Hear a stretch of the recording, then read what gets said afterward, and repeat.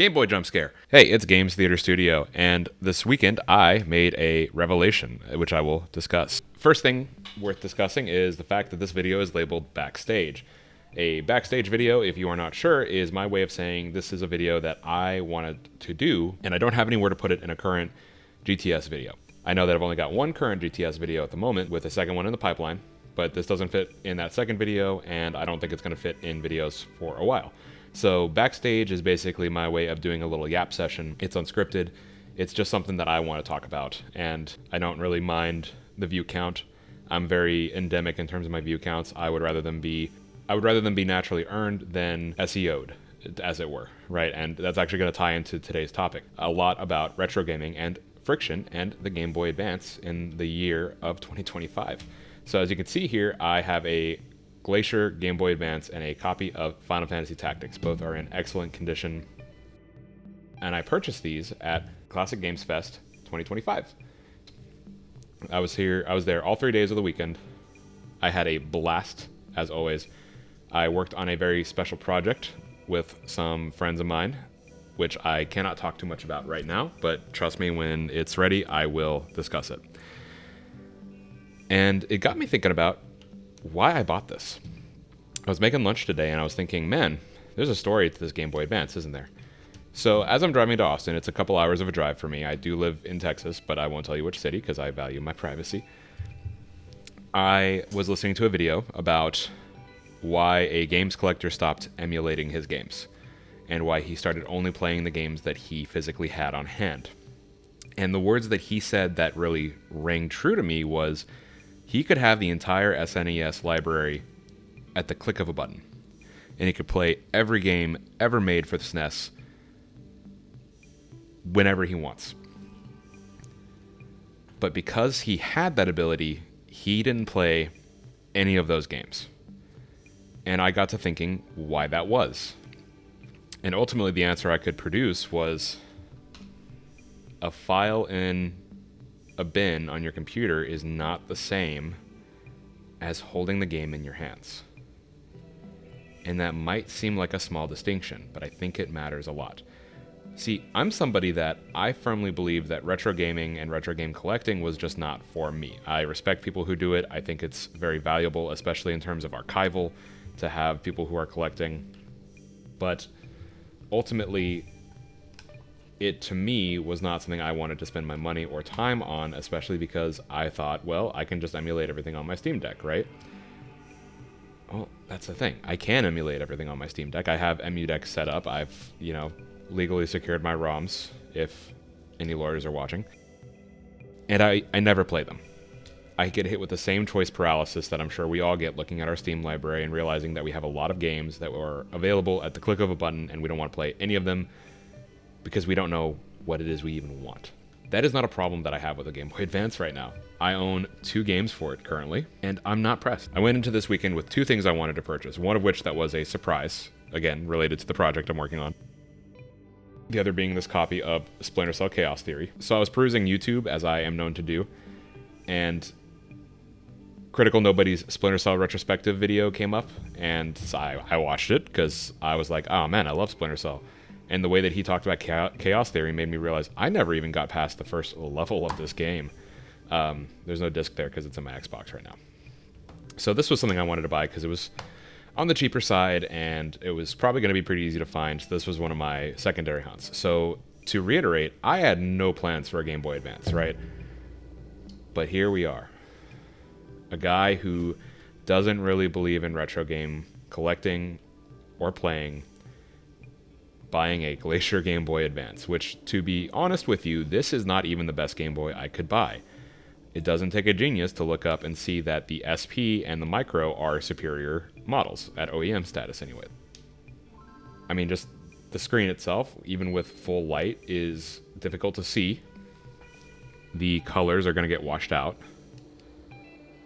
But man, this is something that called out to me.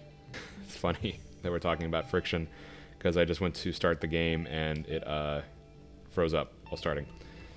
So I'll just take that out, put that back in. I think I need to clean the board. So that whole experience, there's some friction there, right? I'm going to use the term friction to basically describe a lack of quality of life features. Because, yeah, this is hard to see. It's hard to see, and it's kind of a weird form factor, and it doesn't have a rechargeable battery, and sometimes the board doesn't read the cartridge. Again, probably just have to clean it. And there are people who do all kinds of mods with these things. They put IPS screens in, they put new speakers in, they put LEDs on the buttons, or a chargeable battery with USB-C cable on the back. I'm not really interested in any of that, because I think the experience of playing this game as it was intended on this console is what I'm looking for. The intentionality of that is what I'm looking for. Because again, whenever I think, man, I don't know what I want to play, but I want to play something, and then I look at that Steam library, or you look at a big, large catalog of games of some variety, digitally, none of them are real. You can't hold any of them in their hands. None of them can sing to you. And that's a very fluffy way of saying that, but it's true. This Glacier Game Boy called out to me and said, hey, don't you want me? And I said, yes, baby, I do. And then, of course, Final Fantasy Tactics is back here. This was recommended to me while I was purchasing it as well. I really wanted Final Fantasy VI because I've been chomping at the bit for a good RPG, and that kind of felt like this would fit that mark. But Final Fantasy VI is one of the best ones, so not a lot of people had it not complete in box or sealed, and I don't have the money for sealed prices, unfortunately, especially if I were to buy it and just rip it open. That would be uncouth. But man, even though it's a little bit of a hassle to get these things together and to get them to work, I've had more of a blast with these two things that I picked up this weekend than I have with anything I've played recently. So between retro and indie, I find myself drifting away from the AAA space. The AAA space is sort of what put me in that mindset that caused me to make that video game addiction video and talk about how I feel like I was just in such a bad place with that. Because AAA games can't be art. They have to be a product before they can be anything else. And yes, there are some excellent AAA games that get released, but for the most part, right now, AA is carrying, indie is carrying, and retro is carrying. Because these are more consumer-friendly products. They just are. There's more game here. There's more options here. Nowadays, if you were to modify your Switch 2, Nintendo can lock you out of it with a software update. Versus this, if I put a new speaker in, nothing they can do. And I don't know why they would care, but it's Nintendo. Why would they care? And they still do. And man, like, I don't know, just holding a cartridge in your hands and getting to look at it and feel the plastic and know that there's a game in there and that you can just pop it in and play it at a moment's notice is excellent. And I really think it's lost on us because, again, when things are digital and you can't physically hold them or see them, or let them call to you, you're not going to have the experience of playing a game as it is nowadays, going to Steam, double-clicking, letting the game load. It's not quite as immersive, I find. And that was sort of something that I can't believe I didn't believe originally. So now here I am with a Game Boy Advance that I did not plan to purchase, but I'm very glad I did because, again, just something about having a console that I used to have that I didn't really have a lot of games for. So I did have a Game Boy Advance originally, and I did have this, not exact model, I had the Indigo one. And I didn't really play it much until I got Pokemon Emerald, and then I only played Pokemon on it for the most part. I think I played Metroid. I played Metroid Fusion on this too. And that cartridge might actually still be at my parents' house. So there's all these Game Boy Advance games that I've never played, like Final Fantasy Tactics or Final Fantasy VI. Mega Man Battle Network 3 is another game I'd like to experience. There's Game Boy Color games that I'd love to play. And of course, I mean, when I can afford it, I will get Pokemon games for this. Mother 3. I want to get a repro cart of Mother 3 so I can actually play that and not just emulate it. Because again, there's an experience about that, right? And especially when you buy these things in person and not online, you get to see it and feel it and have a conversation with somebody. And it's even better if it was their personal system that you're purchasing because they have a story with it. Whoever owned this previously, assuming they didn't just speculatively buy it up and then sell it, they probably had a story about how they bought this and kept it so clean and so pristine for so long, because it's a 25-year-old console and there's like no corrosion or anything on this thing. Everything is working fine. The speaker's good. There's no yellowing. I saw a lot of these that were yellowed, which is disgusting and I hate it. And I know it's not always in the vendor's control, but still, it feels special. I used to think this kind of thing was a novelty, but to be honest with you, it is special. I'm playing Chaos Theory on a 360 because I do still have my 360, it works for me for now because I don't really feel like going back to my parents' place to get my old Xbox because that thing is limping along anyways. I may at some point, but I don't have a whole lot of room for a bunch of consoles right now, and I don't think I'm going to mod this. I think I want this experience. I want this experience, and it's not perfect, and it's very flawed, and it's going to inconvenience me a little bit, but I want that experience, right? And that's why these consoles still sell for so much, because they're an experience. And some people will try to use it as a stock of some kind or a bond, and that's just not going to work either. God, look at the difference. Look at the difference in the screen. My camera's freaking out because, like, God, we used to live like this. I do have a backup. I'm holding it here in my hands. This is my wife's old Nintendo DS. There are some issues with it. So the speakers, I believe, are mostly blown out. The upper screen has this like white edging around it, so you can't really see anything on the upper screen. But I will say, in her defense, she kept the original stylus and the dust cover with it, which is better than I ever did. I always lost my dust cover. And this is my backup in case I decide, I'm kind of, not really in the mood to fight my vision right now. I always have the option, it would help if I took out the dust cover, to pop my game in there. And I'll probably move it down to this screen here. There, yeah, you see that? Yeah. So I always have the option to basically use this as a Game Boy macro is what I've seen it referred to as. There are people who will rip the top lid off when the screen stops working so that they can just use the bottom screen as basically a large Game Boy. Not going to do that. I know the speakers are blown, but I would still like to have them in case I wanted to hear something. But that is also an option. And that's the thing too, is yeah, it costs a little bit of money, but there are options to these things. And it's worth saving up for because I don't think they're going down anytime soon. As more people who grew up with these systems and other people who didn't grow up with these systems start to realize that these are just better than a lot of what we have now in a lot of different ways, especially portable systems, which are actually portable and actually fit in your pocket and you can shut them down just by doing that. There is a market for that kind of convenience.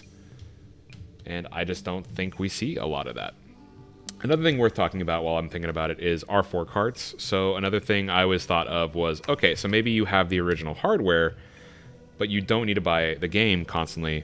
I don't need to buy every Game Boy Advance game. I don't have to buy every Game Boy Color game because there's ways to dump them onto one card. And again, I'm going to assume that if you do that, you're procuring all of your dumps legally. If you don't, that's between you and God. And probably Nintendo at some point, but I don't know. And I actually have an R4 card here. It's not my original one. This is one that came with a system that I've been fostering, essentially. You can get one of these, and you can dump all your games onto an SD card, and then just slot the SD card in there, and then, yay, you have all of your games at all times. That's neat. But again, this is not the same thing as this, right? This is an R4 card, but this is a game. And I know that it's going to cost me more money and it's going to be a little more inconvenient because I have to keep track of it and I have to pay for it and I need to probably get a case for it if I'm going to carry it around. But that's part of the experience. And that's what we're missing nowadays. And what's interesting too about this is this R4 card has The World Ends With You on it, a game that is very special to a lot of people.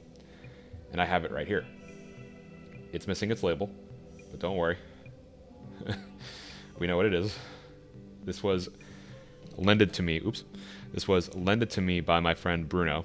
He insisted that I play this game, and I haven't yet because I was playing stuff like Fortnite and Rainbow Six. I'm sorry, Bruno. I promise you I will find time to get to it now. And it's interesting because even though this doesn't have its label and it's just the one game, this means so much more to me than this does. Like if this were to just turn to dust in my hands, I wouldn't know the difference because I don't own the games on here. So why would I care? Versus this, which was lent to me with a story and has a game. Its intention is to be the game there. That matters to me. And again, if for whatever reason I want to play a DS game, but my DS, the screen is not working, I'll just pop into my 3DS here. Although, as you can see, This 3DS is a little worse for wear. It's on life support, but it's the one that I have, and I don't really want to buy another one, especially at the prices that they're at. Right, and so now I have an option to play it with a top screen and speakers that work. If you saw extra software on my home screen, no you didn't. Oh, yep, there we go. Tape still not holding together. That's great. I didn't say it was perfect, okay? and this is obviously not the preferred outcome. We're just gonna... So essentially, all this is to say, if you feel like something is missing in your gaming life, it is. It is. It's the friction. It's the friction of, I gotta, make sure I've got a good working controller, and it's a specific controller, so I can't just grab another one out of a bin. I gotta make sure that I own the game, that the game works correctly, that my system is not trying to rip itself to shreds at every moment's notice. By the way, this is one of the harder repairs to do for the 3DS, is my understanding, so... maybe I will end up having to save up for a 3DS. Is what it's probably looking like. Because again, I'm not flush with cash. I'm not flush with cash at all. Jesus, I'm not flush with cash at all. Hence that. But here I have an experience in front of me, and each of these has a story to them. And even if I don't know the stories, they still have them, and now they have stories with me, and that's part of the experience. That's part of my gaming experience, and that's part of my journey. And whenever I do finally get around to playing The World Ends With You and whatever else on here, like I haven't played Fire Emblem Awakening yet, and that is already on here because it's the Fire Emblem 3DS. If you're a collector and you're watching this is basically gore. I'm sorry. Again, I didn't choose this. This is how it came to me. And I'm just trying to hold it together with gaff tape. Oh, I don't know why it's doing that. It's messy. It's inconvenient. But I love it.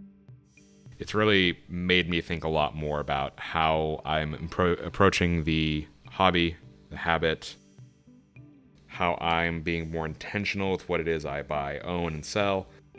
And I want to try to keep everything that I'm getting, because again, it used to be this thing of like, oh well, if I find an old system, my first thought was, I wonder how much it'll sell for. And now my first thought is, where the heck am I going to put that? Because I've already got a 360 in a week riding up to the left of me here. I'd like to add a PS3 to that soon. I don't know where it's going to go though. It's pretty crowded over there. So I guess we'll see. But thanks for tuning in. Thanks for listening today. Again, I know I'm not Scott the Woz, and I'm not trying to be with this style of video here, and this is not even something I'm probably going to consistently do. But I just, again, I was making lunch, I was thinking about this, and I just wanted to be able to discuss it, and I don't have a video or another channel to really do that on. I wish I could be big enough to be like, oh, this is a second channel thing, but GTS, the Squeakquel, does not exist. Well, it does exist, I already have it placeholder, but functionally it doesn't exist. As always, please like and subscribe. If you haven't watched my game addiction video, I recommend you watch that too. If you notice the other shorter videos, don't watch those. Don't watch those. But thanks for tuning in. I hope you have a great day.